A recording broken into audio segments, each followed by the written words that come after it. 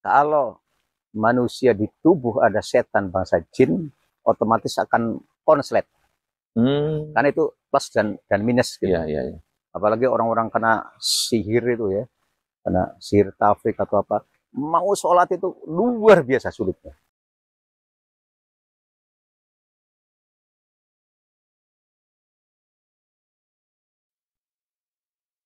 Assalamualaikum warahmatullahi wabarakatuh. Waalaikumsalam warahmatullahi wabarakatuh. Bismillah walhamdulillah wassalatu wassalam ala rasulillah Sayyidina Muhammadin ibn Abdillah wa ala alihi wa sahbihi wa mu'ala. Berjumpa kembali dengan saya Imam Wahyudi dan juga Ustadz Muhaimin Marti dalam bincang ruqyah syariah. Kita di episode yang lalu Ustadz ya, berbicara tentang urgensi ruqyah syariah. Karena ruqyah itu mempunyai banyak sekali manfaat untuk diri kita, baik manfaat secara pribadi, kemudian kepada bidang yang kita geluti, bahkan juga tempat-tempat kita bernaung di situ seperti rumah, tempat usaha dan sebagainya. Nah, kalau bicara tentang urgensi kita udah paham, Ustadz, kadang-kadang kita kan nggak tahu ya, orang itu terkena gangguan jin apa enggak, itu kan nggak paham. Betul. Ya, ciri-cirinya apa sih yang bisa kita pelajari? Baik, banyak kita temukan ya Ustadz Imam Wahyudi. Jadi orang-orang itu kan bertanya-tanya, karena mungkin karena biasa berobat di puskesmas, rumah sakit dan sebagainya. Nah, kalau orang-orang kena ciri-ciri gangguan jin itu gimana gitu kan? Betul. Ada yang di Terawang, oh sampai itu Mas di rumahnya itu ada ini, kemudian ada lagi sampai ini di belakang sampean itu ada yang mengikuti gitu ada yang mengikutin gitu loh. Kita tidak seperti itu ya. Karena itu disiplin ilmunya jelas berbeda. Jatuhnya nanti suudzon sama orang gitu ya. Apalagi paling sering itu ada kiriman gitu. Itu yang paling paling membuat perpecahan. Ini kan berbahaya itu kan. Jadi kalau kami peruqyah itu sudah pengalaman di lapangan. Pengalaman di lapangan, orang-orang kena gangguan setan jin itu ciri-cirinya begini. Oke. Salah satunya Ustaz, kita buka untuk sobat Quranik Message. Jangan salah satunya, sekali semuanya. Ada berapa sih kira-kira ciri-ciri? Paling tidak ada 4 ya. Ada 4 aspek ya. Ada 4 aspek. Ada 4 aspek.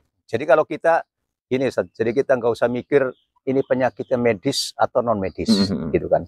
Apa gangguan gaib atau gangguan yang biasa. Oke. Karena apa? Karena seringkali ini kelihatannya medis gitu ya. Tetapi setelah kita diagnosa dengan ciri-ciri tadi, loh ini ada ciri-cirinya. Contoh, pernah suatu saat ada seseorang mau naik haji sama istrinya, tiba-tiba dia harus cuci darah. Akhirnya di rumah sakit itu dia di opnam ya, 17 hari. 17 hari kali kamarnya itu 1 juta lebih kan. Wah, lumayan ya. Sudah berapa itu kan. Nah, karena kalau haji itu dia tidak bisa tidak ada kemampuan secara fisik, itu bisa batal. Artinya kalau cuci darah kan nggak bisa berangkat. Oke, betul. Istrinya kan, loh gimana ini kalau nggak bisa berangkat? Padahal sepasang ya. Akhirnya dia nggak enaknya diomongnya alternatif, cari alternatif gitu ya. Tapi akhirnya saya tanya-tanya, saya diagnosa dan sebagainya. Ini orangnya juga dari sisi ibadah sudah bagus. Istilahnya kayak orang sudah hijrah, yang bagus ibadah dan sebagainya. Nah, itu yang lucunya dari sekian banyak ciri-ciri nanti yang saya sebutkan 4 aspek itu, dia hanya satu. Yang apa itu? Itu dia sering ketindihan. Nah, sering ketindihan itu kalau dalam bahasa medis itu saya lupa ya, sleep apa gitu anunya tuh dalam bahasa medis. Ini sering. Nah, kita itu dalam dunia ruqyah syariah, kalau seorang yang sering ketindihan, sering tuh ya dalam arti bukan sekali-kali. Bukan sesekali gitu ya. Nah, sering itu dalam artian hampir tiap hari atau mingguan gitu. Ya paling tidak seminggu bisa 3 sampai 4 kali gitu ya. Iya, sekitar segitu. Itu. Apalagi ada yang sampai tiap hari, bahkan ketika di mobil dia ketindihan, ketika di kantor dia ketindihan, itu kan lebih lagi ya. Nah, akhirnya apa? Kalau saya bilang, Bu, ini kalau menurut ilmu ruqyah, ini harusnya diruqyah gitu.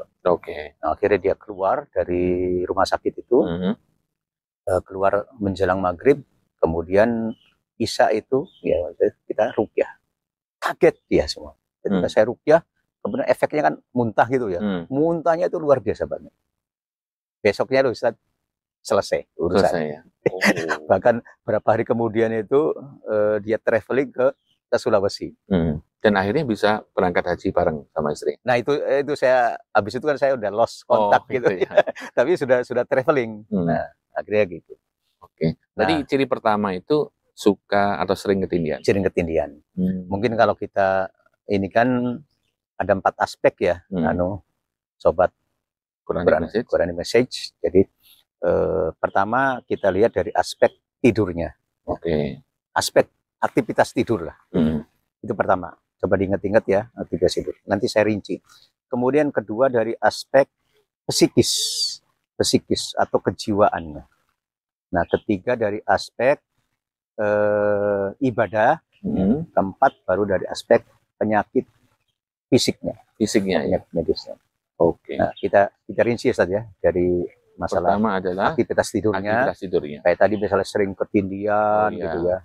Jadi kalau ketindihan hanya sebulan sekali, 2 bulan sekali, itu memang ada gangguan setan. Mungkin karena capek atau memang ada gangguan. Insya Allah setan bangsa jinnya tidak masuk ke tubuh. Oh, belum sampai masuk. Belum sampai masuk. Jadi artinya insya Allah aman-aman aja gitu. Tapi kalau udah sering, ini jinnya kemungkinan sudah masuk.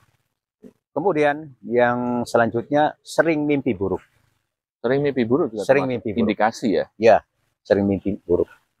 Nah itu contohnya misalnya yang paling sering kita ketemukan itu adalah sering mimpi ketemu sama ular atau binatang-binatang buas lainnya. Nah kalau di masyarakat kita kan mitosnya kan kalau mimpi ular katanya mau ketemu jodohnya. Gitu. Padahal kita di lapangan itu kan ada yang sudah punya anak 5, ada yang punya anak 4, ada yang sudah usia jodoh yang baru berarti ya. Jodoh yang baru. Nah, itu biasanya ular. Ini mafhum ya, karena memang di zaman Nabi juga dulu kan ada jin yang tasakul. Tasakul artinya menjelma ke bentuk ular. Bentuknya ular ya. Bentuknya banyak ular ya. Ya, kan pernah ada sahabat yang akhirnya berantem sama ular itu sampai kedua-duanya mati. Tapi tidak diketahui mana yang mati duluan. Itu ketika dia perang kemudian pulang. Nabi Musa juga tongkatnya menjelma jadi ular ya. Termasuk juga sihir waktu itu juga ular juga gitu ya. Iya. Itu salah satunya ya. Tapi tidak mesti ular, itu kayak misalnya buaya, terus macan, pokoknya yang hewan buas. Hewan buas ini. Itu di dalam mimpi muncul berarti ada indikasi gangguan jin ya. Terus yang lain, misalnya mimpi sering ketemu setan, itu udah jelas lah gitu lah. Atau mimpi jatuh, mimpi air itu entah itu tsunami, entah itu air bah, entah itu tenggelam gitu ya. Dan sebagainya. Ini biasanya orang-orang yang suka berobat yang salah biasanya. Nah, itu biasanya begitu. Nah, termasuk mimpi sering didatangi lawan jenis, laki-laki atau perempuan itu. Bahkan ada yang sampai terjadi hubungan suami istri. Nah, ini biasanya indikasi dicintai oleh bangsa jin. Karena perlu diketahui bahwa jin juga punya syahwat kan. Begitu ya? Iya, sebagai manusia. Mereka juga beranak pinak. Ini kan hampir-hampir sama. Iya. Nanti kita bahas tentang alamul jin ya. Alam jin. Jinologi. Dunia jin. Jadi emang ciri-cirinya tadi mulai dari bagaimana cara tidurnya begitu. Kemudian kalau kita perhatikan tidurnya itu dimulai dari mimpi apa. Itu pemaknanya memang ada gangguan jin ya. Nah, kalau ada orang yang beranggapan misalnya, kalau orang bertemu dengan seumpama macan putih kan, macan kan hewan buas ya, tapi biasanya dijelmakan, wah ini macan putih itu jelmaan orang soleh sebenarnya gitu, orang yang baik gitu, tapi meninggal gitu. Nah, apakah termasuk itu juga ciri-ciri gangguan jin? Intinya sih mimpi buruk ya, Sat ya. Kalau misalnya itu tidak mengesankan buruk, ya mungkin enggak. Ya, itu kan kalau mimpi binatang kan mesti buruk itu kan. Jadi mau diterkam, mau dimakan, kadang-kadang digelilit oleh ular itu kan. Atau misalnya jatuh itu kan. Yang namanya jatuh ya kan nggak nyaman kan. Iya, iya, iya. Atau alhamdulillah ternyata mimpi gitu kan. Iya, iya, iya, iya. Atau misalnya tenggelam itu misalnya. Ada juga yang sering mimpi orang-orang yang sudah meninggal datang kembali. Tadi ada tambahan itu ya. Oh. Nah, itu dari sisi aktivitas tidur. Oke. Yang kedua nih, aspek yang kedua. Yang keduanya dari aspek kejiwaan. Kejiwaannya. Atau psikis atau perasaan. Jadi rumusnya kan begini Ustaz Imam ya. Jadi orang itu marah itu fitrah, ya, wajar lah. Wajar. Okay. Marah, cemburu, sedih, takut, waspada gitu ya. Termasuk hemat gitu ya. Okay. Termasuk libido atau nafsu syahwat itu. Ya. Itu kan wajar. Okay. Katakanlah supaya mudah itu nilainya masing-masing ini 1. Marah juga 1 gitu. Okay. Nah, kalau misalnya marah itu sampai 2 kali lipat, 3 kali lipat, dilihat orang mencurigakan aja dia mukul gitu ya. Ada istri yang salah sedikit aja main tangan, KDRT dan sebagainya.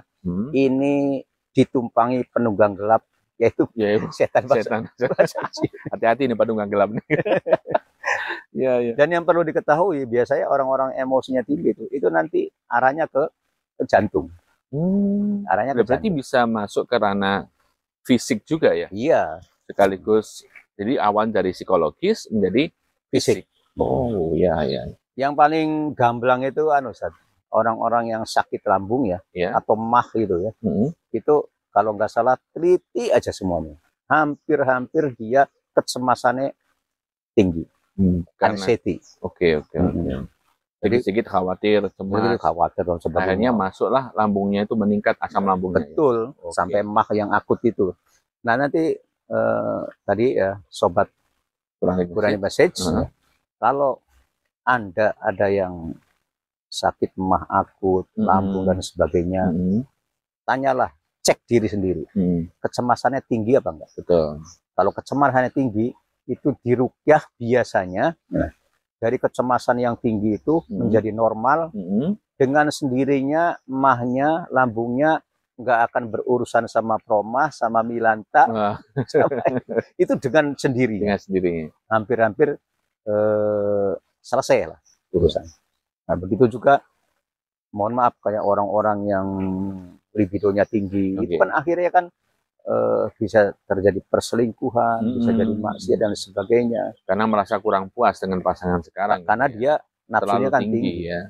Nah itu insya Allah nggak usah dikebirin ya. Dengan diruqyah itu dia akan normal. Normal ya. Akan nurun sendiri tuh ya. Akan nurun derajatnya. Harusnya kan satu-satu ya. Iya satu-satu.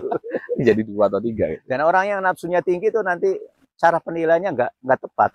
Misalnya ya lawan jenis, katakanlah seorang laki-laki yang libidonya tinggi, kemudian melihat wanita misalnya skornya 5 gitu ya. Itu bisa 8, bisa 9. Oh gitu. Bisa lebih ya karena lagi. karena kan tinggi anunya kan. Ya sama dengan bujangan itu kan. Orang bujangan yang sama orang menikah itu kan. Keinginan maksiatnya kan jauh lebih besar yang udah menikah. Bujangan. Yang bujangan. Iya. Karena nggak ada pelampiasan. Nggak ada pelampiasan. Jadi yang kayak gitu nggak usah dikebirin. Insya Allah dengan ruqyah itu bisa normal. Oke. Aspek yang ketiga. Yang ketiga dari sisi ibadah. Dari sisi ibadah entah itu baca Quran atau sholat ya, sholat wajib, sholat sunnah atau lagi tahajud ya, puasa, kebaikan-kebaikan lain itu. Nah, kalau manusia di tubuh ada setan bangsa jin, otomatis akan konslet. Karena itu plus dan minus gitu.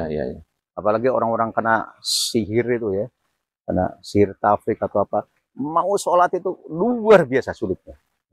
Luar biasa sulit. Berat gitu ya. Berat sekali. Jadi reaksi itu. Jadi nanti memang kan ada reaksinya yang ekstrim, ada yang halus gitu ya.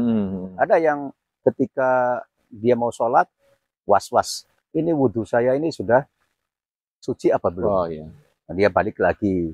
Ada yang sampai 5 kali, ada yang berapa? Atau bahkan waktu mau sholat takbirnya beberapa kali? Takbirnya beberapa termasuk kali. Juga? Termasuk. Saya pernah merapi ada orang yang gangguan di takbirnya itu sampai 35 kali, Ustaz. Masya Allah. 35. Allahu Akbar. Ini termasuk heboh banget ya yang keluar nih. Berarti kalau kalimat Allah itu allazi yuwaswisu fi fi sudurin sudurin nas minal jinnati wan minal jinnati wan nas. memberikan bisikan-bisikan agar malas beribadah. Nah, Kadang-kadang terus khawatir gitu ya. terus yang lain Oke. misalnya sering lupa rakaat gitu Oh saja. iya iya. Oh itu sering tuh ya. Nah, Apalagi banyak pikiran ya. ditambahin. Oh iya iya. Ada yang ini rakaat kedua apa ketiga atau keempat. Tapi sering ya, bukan sesekali ya. Iya sering. Oh. Jangan juga semuanya jin, semua saten jangan.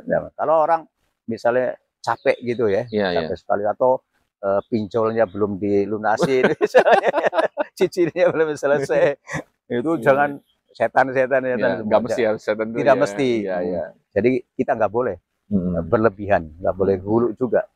Nah, itu nanti seperti makanya seringkali Ustadz Imam bahwa orang setelah diruqyah itu ibadahnya luar biasa, bisa nangis gitu kan.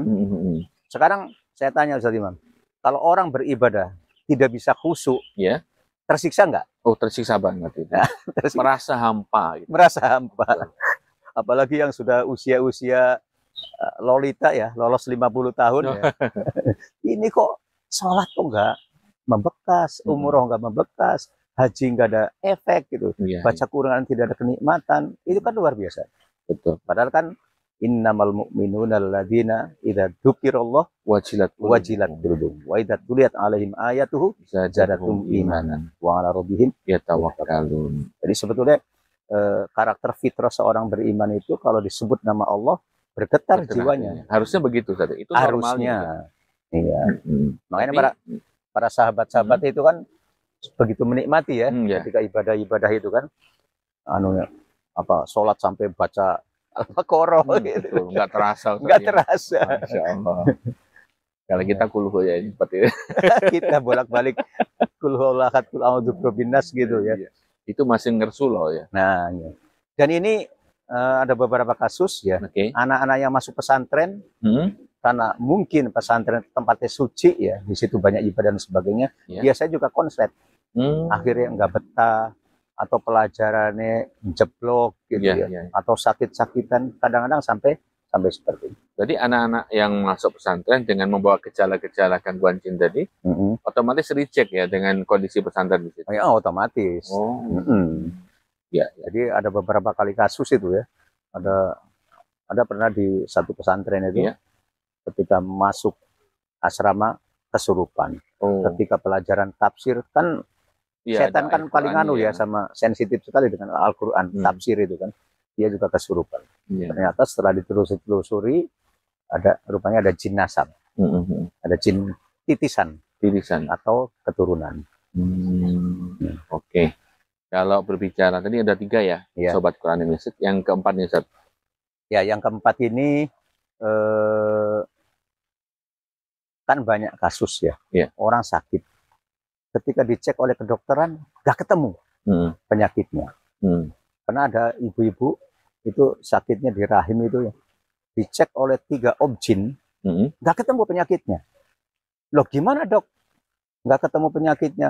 Orang saya di kamar dengan 16 Celcius AC, badan tapi terasa panas.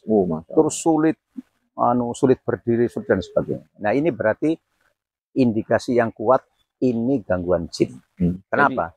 Karena gangguan jin itu kalau di lab dia tidak akan muncul, terdeteksi. Tapi sebenarnya munculnya itu seperti gejala fisik ya? Sebetulnya secara dohir itu fisik. Apalagi misalnya ada kan sihir kan ada macam-macam saja. Ada 13 antara 10 atau 13 itu kan. Sihir kan ada orang nyihir dibuat usahanya hancur atau rumah tangganya disebut sihir tafrik itu ya. Di Al-Baqarah 102 itu kan ya. Kemudian ada lagi membuat dia gila atau impotensi atau sulit menikah. Jadi memang terjadi cinta ditolak. Itu terjadi. Dan ada lagi sihir marod. Sihir marod itu artinya dibuat sakit secara fisik. Nah, itu kalau itu biasanya nggak ketemu kalau di lab gitu ya. Dan itu dengan wasilah ruqyah Insya Allah lebih mudah. Tapi ada kasus yang kadang-kadang orang sering sakit gitu ya. Nah biasanya yang sering-sering sakit itu biasanya di rumahnya kayaknya perlu diruqyah. Di rumahnya. Nah, itu tadi Sobat Quranic Message ya. Jadi ada 4 aspek sebenarnya Ustaz ya. Jadi mulai bagaimana cara tidurnya, kemudian psikologinya bagaimana, ibadahnya seperti apa, bahkan fisiknya itu juga bisa kemasukan jin ya di situ.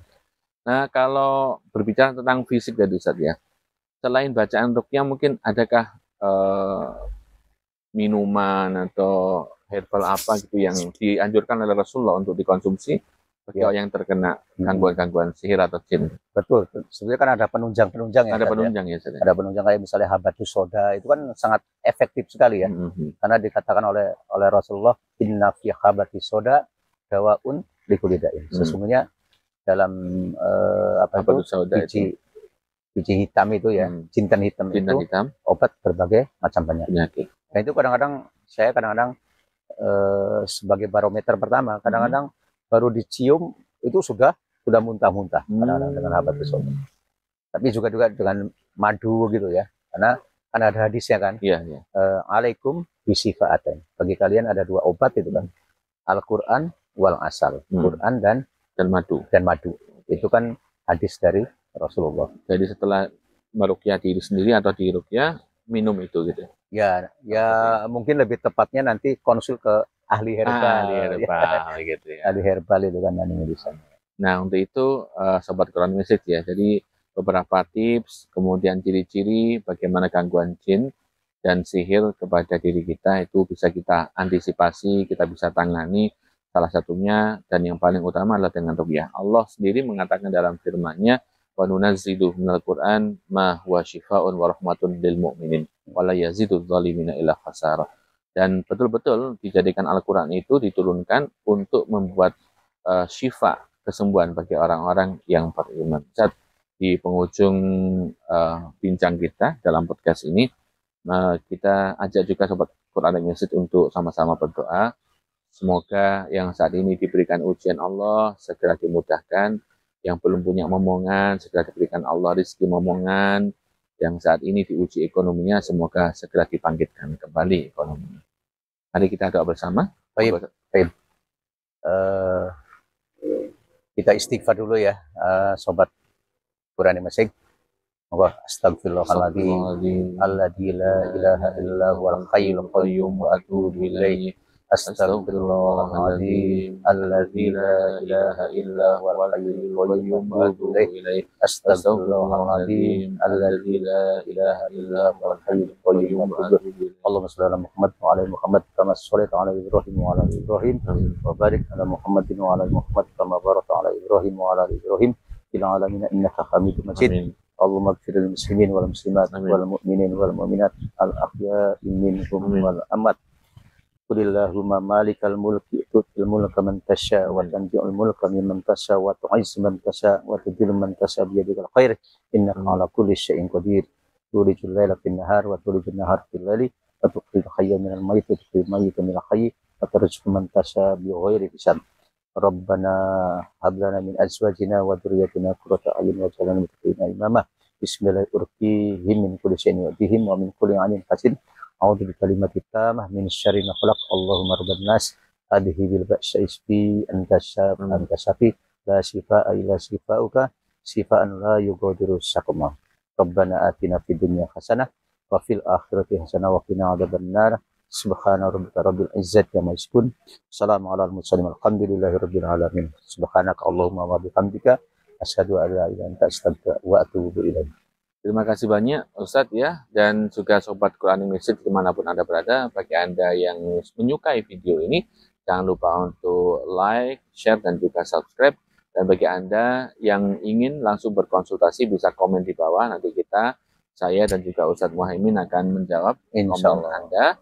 Dan sampai berjumpa di episode yang akan datang. Assalamualaikum warahmatullahi wabarakatuh. Waalaikumsalam warahmatullahi wabarakatuh.